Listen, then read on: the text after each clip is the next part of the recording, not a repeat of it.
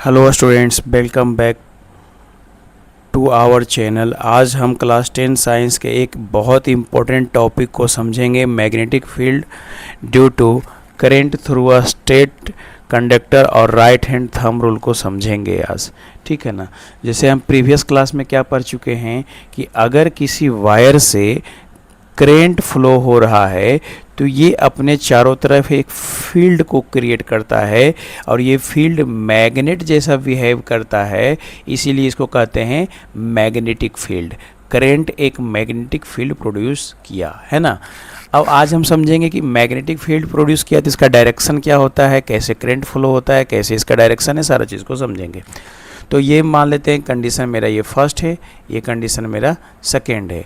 अगर first condition में अगर करेंट अपवर्ड डायरेक्शन में फ्लो हो रहा है, करेंट अगर अपवर्ड डायरेक्शन में फ्लो हो रहा है तो यहाँ पर जो मेरा मैग्नेटिक फील्ड लाइन होगा वह एंटी क्लॉकवाइज होगा। मैग्नेटिक फील्ड लाइन क्या होगा? एंटी क्लॉकवाइज होगा। वो इस तरह से अगर फ्लो कर रहा है तो मेरा एंटी क्लॉकवाइज होगा। ठीक है ना। अगर किसी वायर में करंट फ्लो डाउनवर्ड डायरेक्शन में हो रहा है, डाउनवर्ड डायरेक्शन में जब हो रहा है तो मैग्नेटिक फील्ड लाइन किधर होगा? चला क्लॉकवाइज डायरेक्शन में। मैग्नेटिक फील्ड लाइन किधर होगा? क्लॉकवाइज डायरेक्शन में होगा। ठीक है ना। लेकिन हम नेक्स्ट स्लाइड में क्या समझेंगे कि अगर अपवर्ड डायरेक्शन में करंट रहेगा तो इसका डायरेक्शन एंटी क्लॉकवाइज क्यों होता है, और होता है तो कैसे पता करते हैं, है ना। और यहाँ अगर करंट का डायरेक्शन डाउनवर्ड रहेगा तो ये क्लॉकवाइज मैग्नेटिक फील्ड क्रिएट होगा। वह किस रूल से क्रिएट होगा उसको हम देखेंगे। ठीक है, देखते हैं। प्रीवियस स्लाइड में हमने क्या पढ़ा? अगर करंट अपवर्ड डायरेक्शन में है तो मैग्नेटिक फील्ड एंटी क्लॉकवाइज में रहता है। मैग्नेटिक फील्ड क्या रहता है? एंटी क्लॉकवाइज डायरेक्शन में रहता है ना। तो इसको पता करने के लिए हम राइट हैंड थंब रूल का प्रयोग करेंगे। तो राइट हैंड थंब रूल का क्या प्रयोग करेंगे? अगर करंट अपवर्ड डायरेक्शन में है, करंट अगर अपवर्ड डायरेक्शन में है तो करंट के अपना राइट हैंड में थंब को करंट के डायरेक्शन में ऐसे रखेंगे, जैसे थंब को ये करंट के डायरेक्शन में रखा हुआ है, और मुट्ठी जब बांधेंगे तो ये फिंगर्स जिस डायरेक्शन में, जैसे फिंगर्स हमारा इस डायरेक्शन में क्या कर रहा है?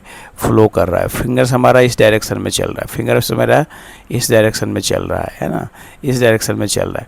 तो ये है ना।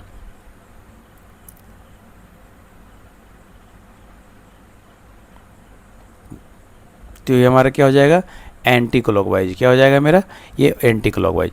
अगर हमारा करंट डाउनवर्ड फ्लो हो रहा है तो डाउनवर्ड की तरफ क्या कर देंगे? अंगूठा रख देंगे। अंगूठा रखेंगे तो देखो इसका हाथ का उंगली इस तरह से बंद होगा, इस तरह से बंद होगा।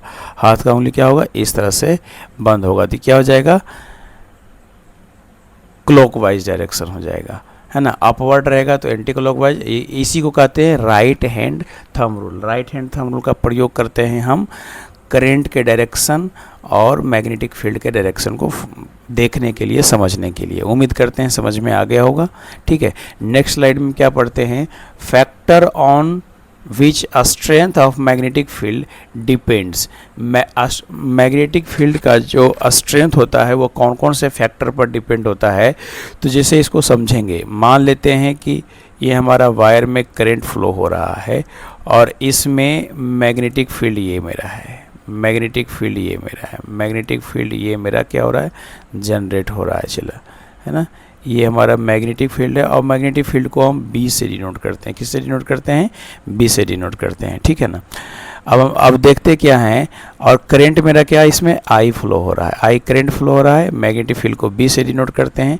तो अब इस कंडीशन में अगर करंट की कैपेसिटी बढ़ाएंगे, करंट की कैपेसिटी को अगर बढ़ाएंगे तो हमारा मैग्नेटिक फील्ड का भी कैपेसिटी क्या होगा? बढ़ेगा, स्ट्रेंथ बढ़ेगा।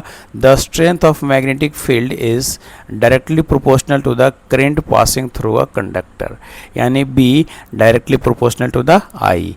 यानी अगर इसमें करंट का सप्लाई अगर इंक्रीज करेंगे तो मैग्नेटिक फील्ड का स्ट्रेंथ भी क्या होगा? चला, इंक्रीज करेगा। ये मेरा फर्स्ट कंडीशन है। लेकिन दूसरा कंडीशन क्या है कि अगर जैसे मान लेते हैं यहाँ वायर है मेरा, इसमें करंट फ्लो हो रहा है, तो जितना फोर्स स्ट्रेंथ यहाँ जनरेट होगा, जितना स्ट्रेंथ P पॉइंट पर जनरेट होगा, क्या उतना स्ट्रेंथ Q पॉइंट पर जनरेट होगा? तो नहीं होगा। यानी कि हमारा जो स्ट्रेंथ है वह 1/r होता है, यानी कि डिस्टेंस का डायरेक्टली इन्वर्सली प्रोपोर्शनल होता है, ठीक है ना। डायरेक्ट डिस्टेंस का क्या होता है, क्योंकि जैसे जैसे डिस्टेंस बढ़ाएंगे वैसे वैसे स्ट्रेंथ क्या हो जाएगा, घटते चला जाएगा, ठीक है ना। अब इसका unit of magnetic field, when current I is expressed in ampere A and distance R is expressed in meter, then the strength of magnetic field B is expressed in Tesla, है ना। मैग्नेटिक फील्ड को हम किस चीज़ में denote करते हैं, किस चीज़ में फाइंड आउट करेंगे, चला तो टेस्ला में फाइंड आउट करेंगे। This the SI unit of strength of magnetic field is Tesla, इसको लिखेंगे, इस तरह से डिनोट करेंगे, ठीक है ना। उम्मीद करते हैं समझ में आ गया होगा बच्चों। अगर ये वीडियो समझ में आया होगा तो हमारे चैनल को सब्सक्राइब कर लें, ताकि हम अच्छे से अच्छे कंटेंट को आपको प्रोवाइड कर सकें। तब तक के लिए थैंक यू।